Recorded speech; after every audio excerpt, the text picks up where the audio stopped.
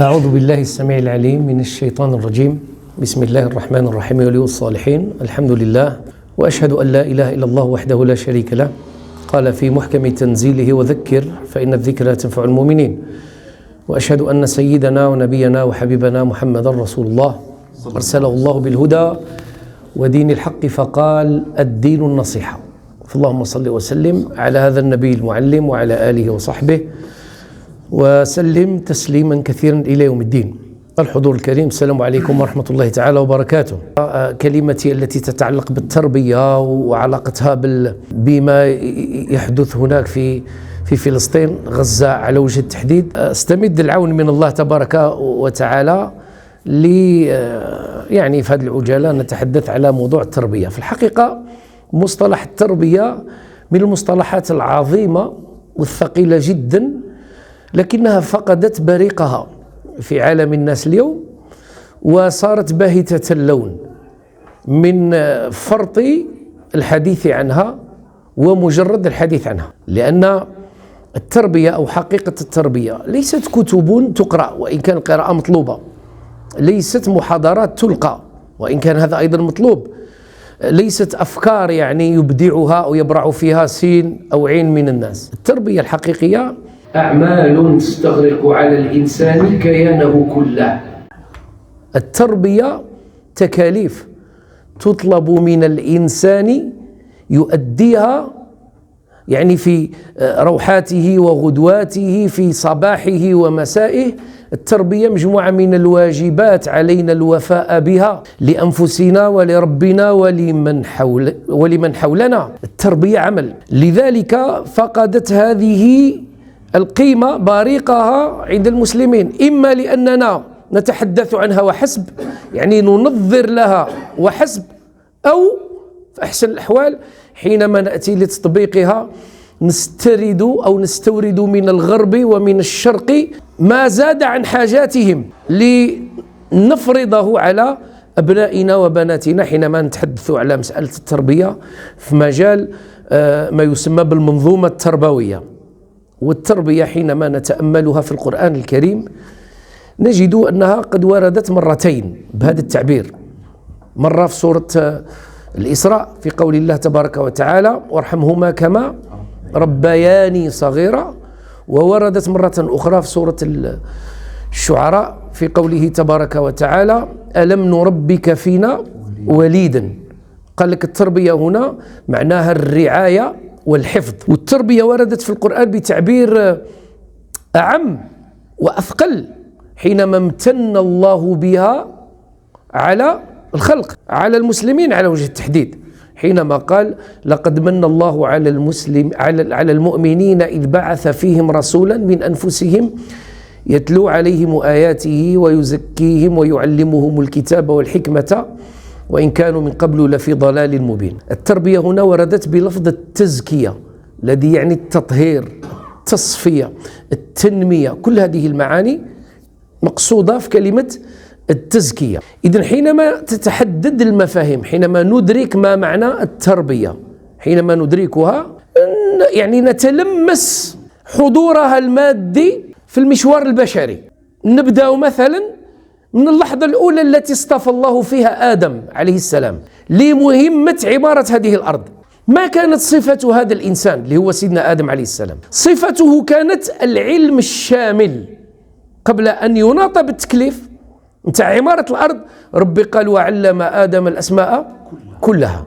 وكي نستعملوا لفظ علم، نحن نستعمل لفظ يستغرق التربية والتزكية والتأديب والتعليم. كلمة علم تستغرق جميع هذه المعاني، هذه الملحقات، هذه البيريفيريك نتاع كلمة علم. تجي التربية ويجي التأديب ويجي الإرشاد والتوجيه والتنشئة، كلها يستغرقها العلم. لذلك جعل الله الصفة البارزة في حياة هذا الإنسان قبل أن يكلف هو العلم الشامل. وعلم آدم الأسماء كلها، وكلمة كلها تعني كلها بدون استثناء. ثم ورث سيدنا آدم هذا العلم لأبنائه، ونحن نرى اليوم آثاره في حياتنا. المولى تبارك وتعالى حينما أراد يعني نحن الآن بصدد تلمس الأثر المادي، الحضور المادي للتربية في المشوار البشري. ما كانش نبي ربي تبارك وتعالى بعثه إلا وقد علمه، إما تعليما مباشرا وكلم الله موسى تكليما، وإما بالوحي. ومن أعجب الآيات الواردة في القرآن الكريم أن يقول ربنا تعالى: الرحمن علم القرآن خلق الإنسان علمه البيان. الترتيب المنطقي يفرض أن نتحدث عن الخلق قبل التعليم، يعني قبل التربية، لكن الله عز وجل في سرد هذه المعاني بدأ بالتعليم. الرحمن علم القرآن خلق الإنسان، يعني أخر الخلق لنتنبه، والعلم عند الله، لأن التعامل مع آيات الذكر الحكيم ومعانيها يعني الكاملة لا يعلمه إلا الله عز وجل. علماء التفسير يقول لك ودي نحسب أن المعنى كذا والعلم عند الله.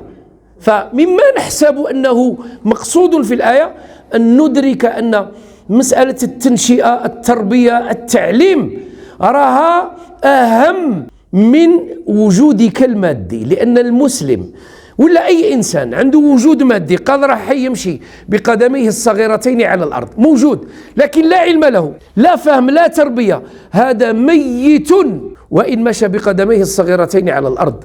وإنها لا تعمى الأبصار ولكن تعمى القلوب التي في الصدور.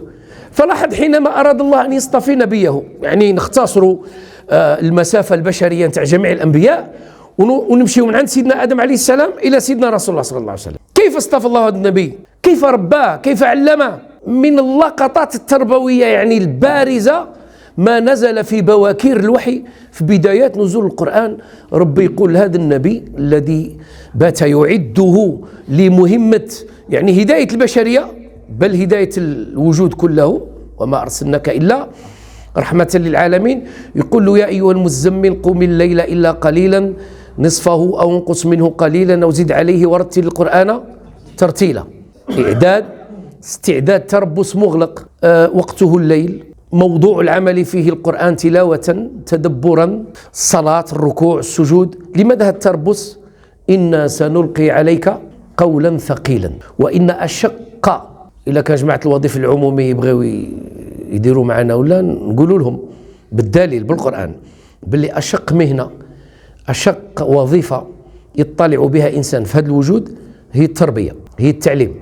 ما كانش أصعب ولا أشق ولا أخطر منها.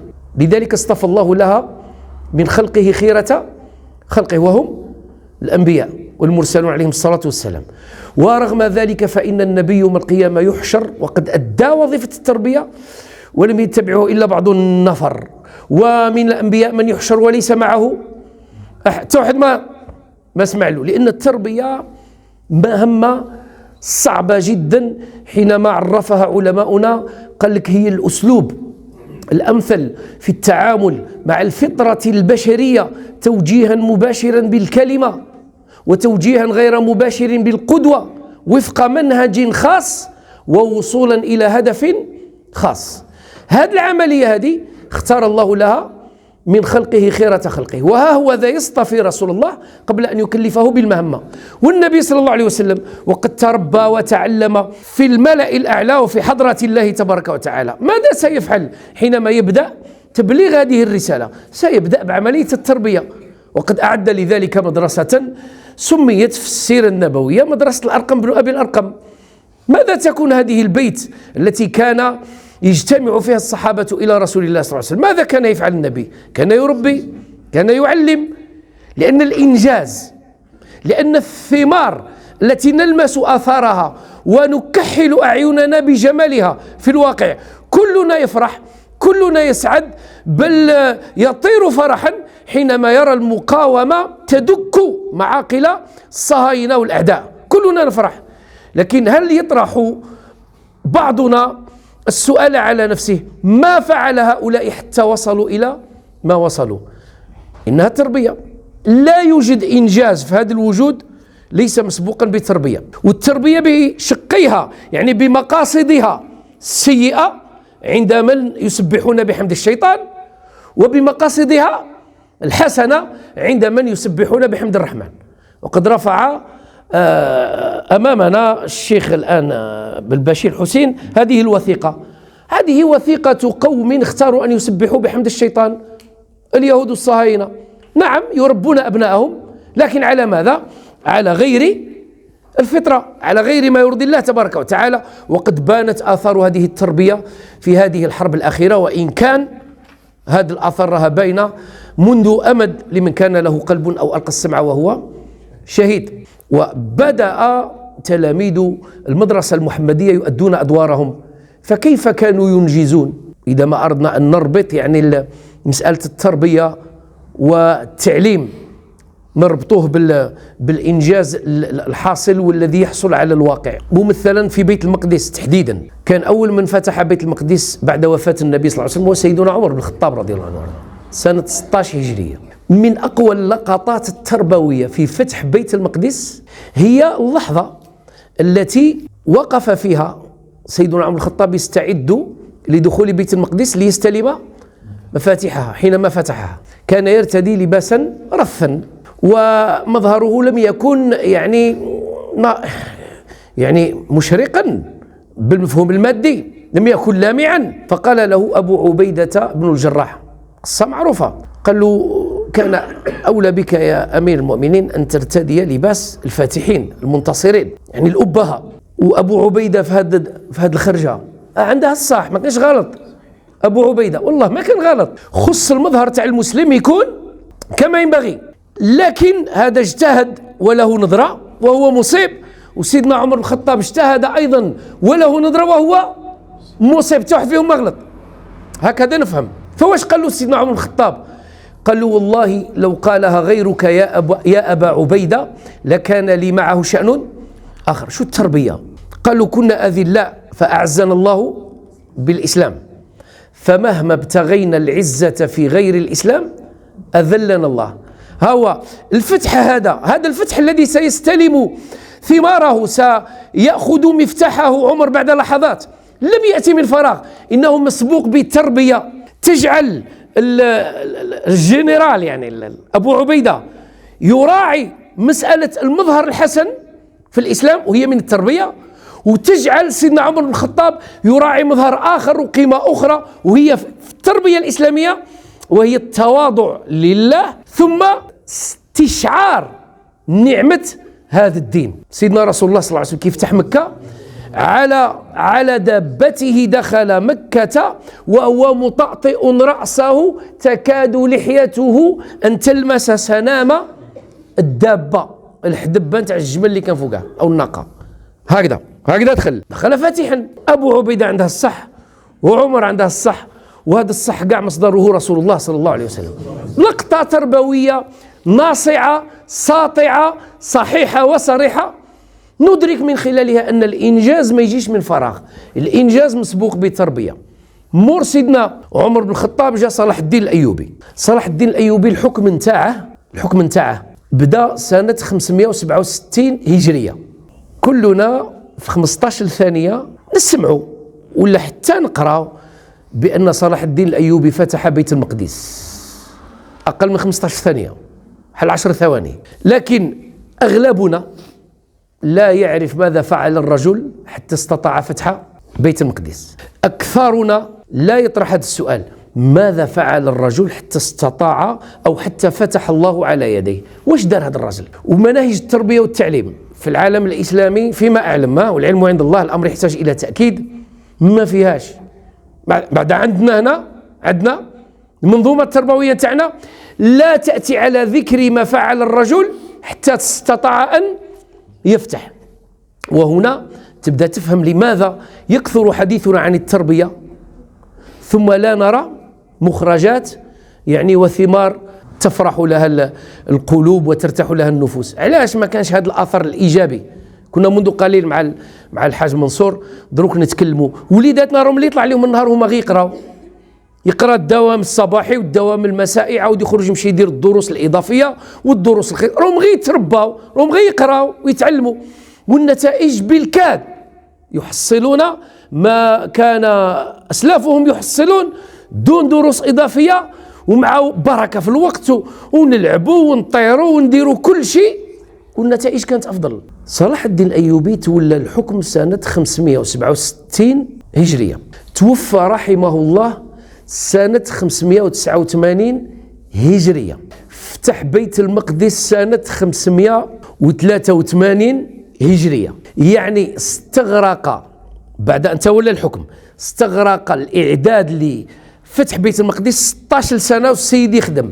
ماذا فعل الرجل؟ كي تقرأ على ماذا فعل الرجل حتى يعني راح يخوض المعارك ضد الصليبيين لاسترجاع بيت المقدس، قال لك وحد مصر والشام والخليج، يعني وحد العالم الإسلامي الوحدة. وكي تمشي تقرأ في التربية في العلم، واعتصموا بحبل الله، ها هي دي عوامل النصر، تربية. لكن هذه التربية لا تبقى يعني في الأدراج ولا أسود على أبيض، نوار سير بلو، لا، التجسيد. ثم ماذا فعل؟ قال لك ثم أسقط الدولة الفاطمية الشيعة، ومنع تدريس مناهج الشيعة في الأزهر. وش راه يدير هنا؟ راه يصنع العقيدة الصحيحة، راه يربي، راه يعلم. ثم ماذا فعل؟ قال لك جند العلماء. شو كي تسمع جنادة تحسب الجيش؟ لا، الجيش اللي ماشي قاري وماشي مربي ما رصاصه ما يطلقهاش. ورحنا نشوفوا، قالش جبت حاجه قال سر ولا لا، راك تشوف ها اللي مربي يطلق الرصاص وقت اللي خص الرصاص، اللي ناقص تربيه وناقص علم وناقص فهم للاسف. قال لك جند العلماء لتعليم الناس الاخلاق الفاضله. اذن منع تدريس مناهج الشيعه، صنع العقيده. جند العلماء لتعليم العقيده الصحيحه. ثم ماذا فعل؟ وجند هؤلاء العلماء ليعلمون الناس معرفة الله تبارك وتعالى. إذن ماذا فعل الرجل؟ اطلع بمهمة التربية ومشى يصارع ويقارع، وكانت المعارك شرسة، ولم يستطع أن يفتح إلا بعد جهد جهيد. وكان في كل مرة يهجم يرجع هو والجيش نتاعو منهزم في المعركة. فماذا يفعل؟ قال لك يقف ويقول صدق الله وكذب الشيطان، ثم يعيد الكرة حتى فتح الله على يديه. إذن الذي تراه أعيننا وتلمسه أيدينا في وسائل الإعلام مما يبث إلينا من غزة، سببه الأول هو حالة من التربية خضع لها هؤلاء المجاهدون، يسميوها التربية القرآنية والتربية الإيمانية. كنت نقرأ في واحد المقال قال لك من بين، يعني هذا به ونختمه إن شاء الله الرحمن الرحيم، من بين الأساليب اللي راها نافعة يعني وتحدث آثار قوية في الأعداء، واحد الأسلوب عسكري يسمى أسلوب الصدمة والردع. يعني خص المهاجم كي يهجم على العدو يهجم عليه هجمة قوية يصدمه ويبث في قلوبهم الذعر. قال لك هذه العملية لو كان أي جيش يديرها ضد أي جيش فتكون النتائج إيجابية. ثم صاحب المقال يقول لك باستثناء المقاتل الذي يقاتل وقد تربى إيمانيا وقرآنيا، هذا قال لك هذه الطريقة هذه العسكرية في القتال لا تجدي معه نفعا، لأنه مقاتل يدخل إلى القتال وهو موقن يعتقد بأنه صاحب قضية صاحب حق، كما المقاومين. كم من حرب سلطت عليهم، كم من مرة بغتهم الصهاينة ويعني أثخنوا فيهم القتل أكثر من مرة. هل أتوا على إرادتهم وعزيمتهم؟ لم يفتوا في إرادتهم وعزيمتهم شيء. ما هو السر؟ التربية هذه ماشي تربية مادية، هي تربية إيمانية قرآنية، يعني تضخ في قلوب هؤلاء المقاتلين طاقة مصدرها ليس الأرض وإنما مصدرها السماء. لذلك نجد لهؤلاء هذه الإرادة رغم قلة ذات يدهم وقلة عدتهم وعتادهم وقلة عددهم، تجدهم وقد أدوا وبارعوا فيما أدوا. وما النصر إلا من عند الله. وأسأل الله تبارك وتعالى أن ينفعني وإياكم بما سمعنا، وأن يجعلني وإياكم الذين يستمعون القول فيتبعون أحسنه.